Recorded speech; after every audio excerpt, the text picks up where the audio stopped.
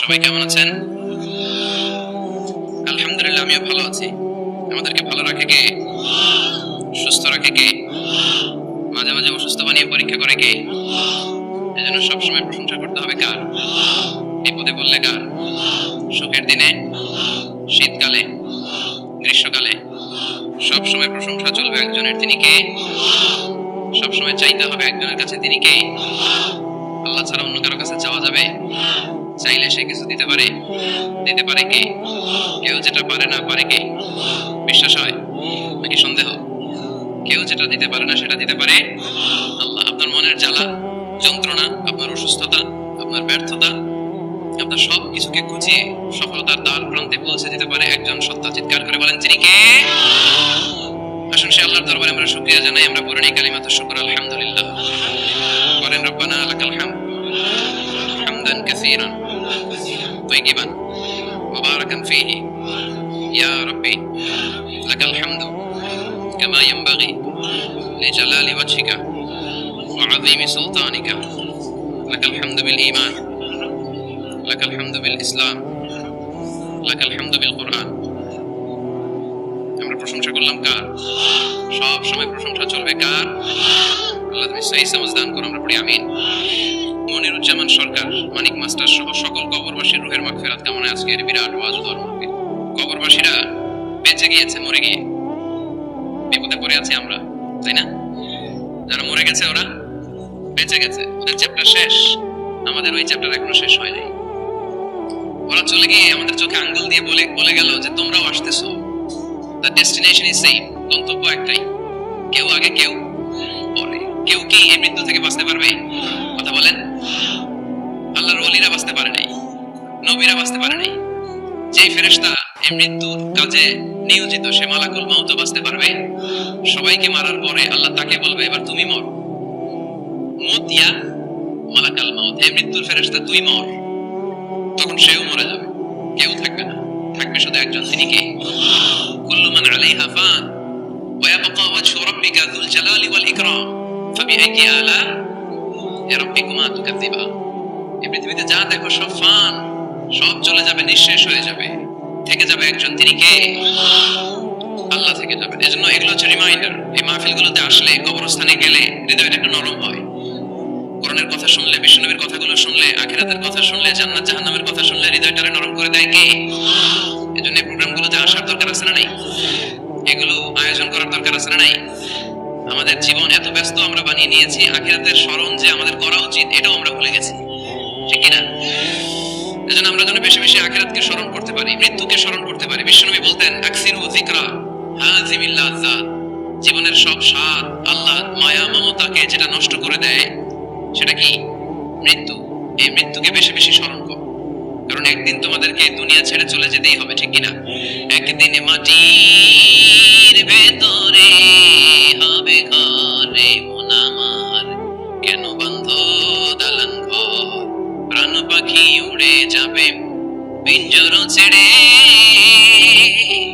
ধরা ধামে সবই রবে তুমি যাবে চলে, বন্ধু বান্ধব যত মাতা পিতা দ্বারা সুত সবই হবে তোমার পরে মন আমার, কেন বন্ধ দালান ঘর, একদিন মাটির ভেতরে হবে ঘরে মন আমার, কেন বন্ধ দালান ঘর, ঠিক না?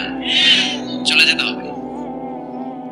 এই যে বিল্ডিং বিল্ডিং করতেছি, বাড়ি বাড়ি করতেছি, ফ্ল্যাট, গাড়ি, বিশাল বালাখানা, কত টাকার খরচ দিয়ে আমরা ফ্ল্যাট কিনি, ঘর সাজাই, ড্রয়িং রুম সাজাই, ডাইনিং রুম সাজাই, কত দামি টাইলস লাগিয়ে গোসলখানা সাজাই, কিন্তু আমার জীবনের শেষ গোসলটা ওই গোসলখানায় হবে না, ঠিক কি না? সবাইরে যে এখানে গোসল দেয়, কাপড় চোপড় খুলে সামান্য একটা কাপড় রেখে আজীবন তো নিজের গোসল নিজেই দিলাম, ওই দিন আমার গোসল দিবে। এগুলো স্মরণ করা দরকার। এই রিমাইন্ডার গুলোর জন্যই এই হাফলা, হাফলাতুল ওয়াজ। আমাদের কাজ হচ্ছে বলে যাওয়া, মানবেন কি মানবেন না, দ্য ডিসিশন ইজ ইয়োর্স, সিদ্ধান্ত আপনার। আমরা এখানে দারোগা হয়ে আসি নাই, ঠিক কি না?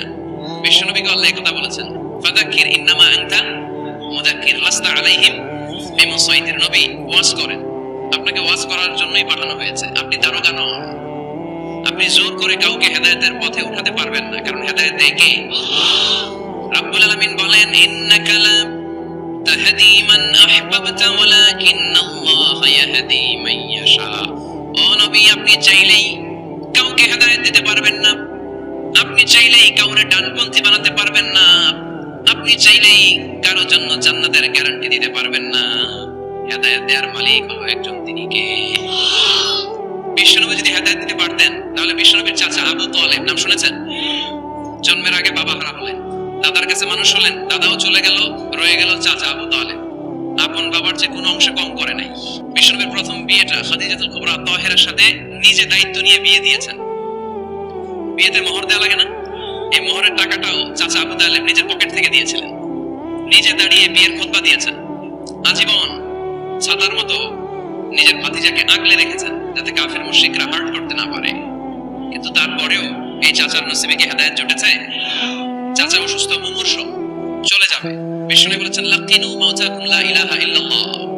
তোমরা মুমূর্ষুদের সামনে বসে লা ইলাহা পড়ো।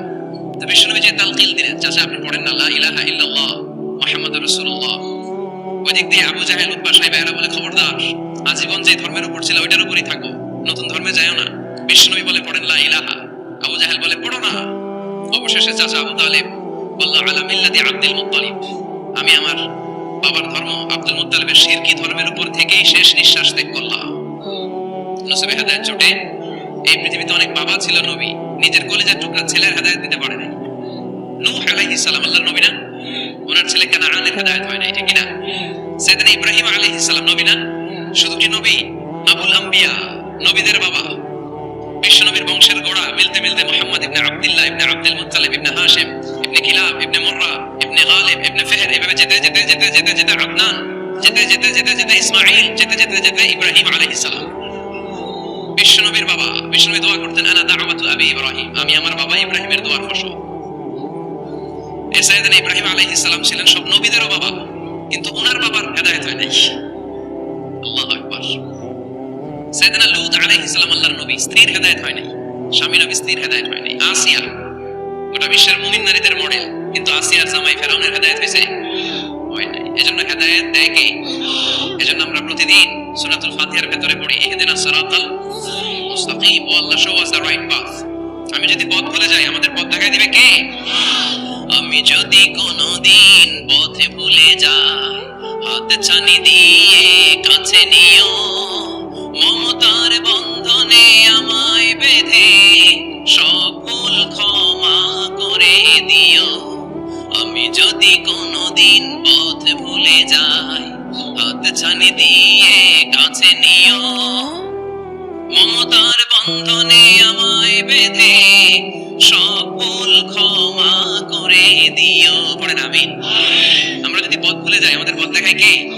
এজন্য আমরা পড়ি ইহদিনাস সিরাতাল, সবাই পড়েন ইহদিনাস সিরাতাল, ও আল্লাহ show us the right path, show us the correct path, show us the middle path।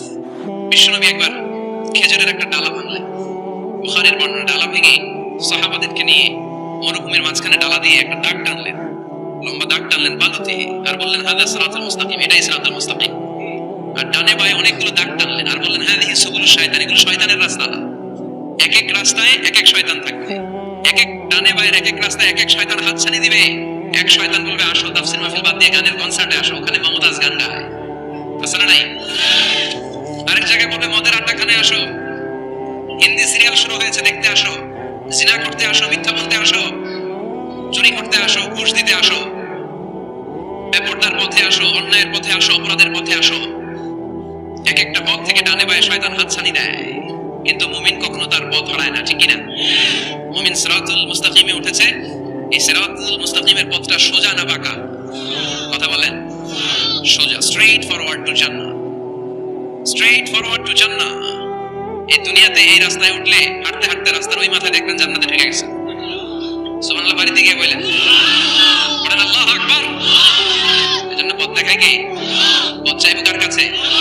বিপদে আপদে, সুখে দুঃখে, যে কোনো অবস্থায় আমরা ভরসা রাখবো কার উপর?